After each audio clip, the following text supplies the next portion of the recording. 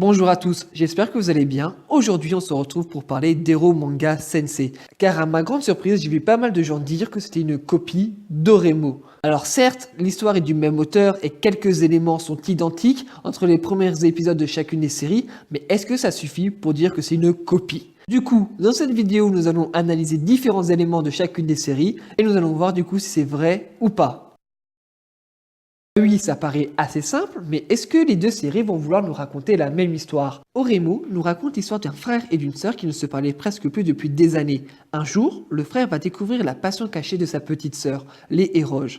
Grâce à cet élément déclencheur, le frère et la sœur vont commencer à se rapprocher et vivre des moments de plus en plus intenses tous les deux.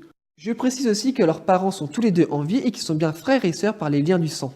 Pour Hero Manga Sensei, le synopsis est quand même sacrément différent. Déjà parce qu'on va de plus nous raconter l'histoire d'un auteur qui va écrire des light novels et sa sœur va venir les illustrer. Donc on n'est déjà pas sur le même postulat de base. De plus, la situation familiale est quand même différente. Hélas, la mère de la fille est morte.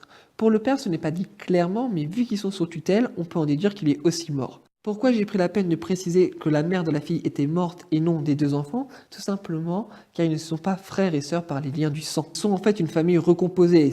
Il y a des derniers éléments qui font une grosse différence, c'est tout simplement que le frère et la sœur en fait se sont quasiment jamais parlé. Ils se sont vus une fois, la mère est morte et pendant un an ils se sont jamais parlé. Il lui a juste donné des plateaux repas pour qu'elle mange car elle restait enfermée dans sa chambre. Donc la relation de base du frère et de la sœur est quand même totalement différente. L'entourage des personnages. Oremo avait quand même un personnage qui avait totalement la cote et le deuxième qui était hélas un peu ringard, style otaku. La petite sœur connaissait beaucoup de monde, elle travaillait dans la mode et avait beaucoup de relations. Par rapport justement à la petite sœur que nous avons dans Hero Manga Sensei, c'est totalement l'opposé. Car comme je disais, elle restait enfermée dans sa chambre pendant plus d'un an. Et on a découvert que ses camarades de classe ne la connaissaient presque pas. Même si vous voulez un peu la découvrir, devenir amie, elle les fuyait. L'une est introvertie tandis que l'autre est extravertie. Pour le grand frère, là, les deux situations sont assez proches. Les deux grands frères avec quelques amis car ils allaient tous les deux au lycée, mais au final ils ne connaissent pas grand monde. Dans Hero Manga Sensei, on l'a vu parler qu'à la voisine, à son éditrice et à une fille qui vend ses light novels dans une librairie. Donc voilà, et dans Oremo, il parlait voilà, quelques camarades de classe, mais voilà, il n'avait pas non plus un grand cercle d'amis.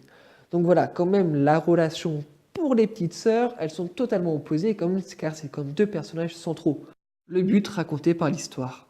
Pour Hero Manga, en fait, l'histoire racontée était sacrément simple en fait. Il voulait juste raconter le rapprochement entre un frère et une sœur qui vont vivre une passion commune.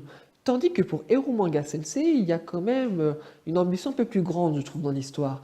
Ils vont tous les deux, donc le frère et la sœur, essayer de créer The Light Novel. Et il va même y avoir une histoire un peu de compétition avec la voisine qui est à l'heure actuelle la numéro 1 des vendeuses de Light Novel. J'extrapole un peu, mais j'ai l'impression que l'histoire va se rapprocher un peu d'une histoire à la Bakuman, où il va y avoir une compétition, qu'ils vont aussi vouloir avoir un animé pour pouvoir vendre plus de light novel, pour pouvoir être une numéro 1. Donc on sent qu'il va y avoir un peu une histoire d'esprit de compétition. Puis il ne faut pas oublier qu'ils vivent aussi de la vente de light novel. Donc ils vont vraiment avoir à cœur et pour but de réussir à vendre les light novels. Car s'ils n'arrivent pas à les vendre, bah, ils sont dans la merde en fait. Excusez-moi pour l'expression, mais c'est ça. Ils sont obligés de savoir vendre leur histoire, sinon ils n'ont plus de revenus pour vivre. Pour conclure du coup, est-ce que Hero Manga Sensei est une mauvaise copie d'Oremo? Bah, vous l'aurez sûrement remarqué à mon argumentaire, pour moi, pas du tout, car les deux histoires sont totalement différentes. Alors certes, il y a quelques éléments en commun, mais c'est infime par rapport à la globalité de l'histoire. Donc voilà pour cette vidéo, si elle vous a plu, n'hésitez pas à vous abonner, à cliquer sur la cloche, mettre un pouce bleu, et on se donne rendez-vous pour une prochaine vidéo. Bye bye les gens.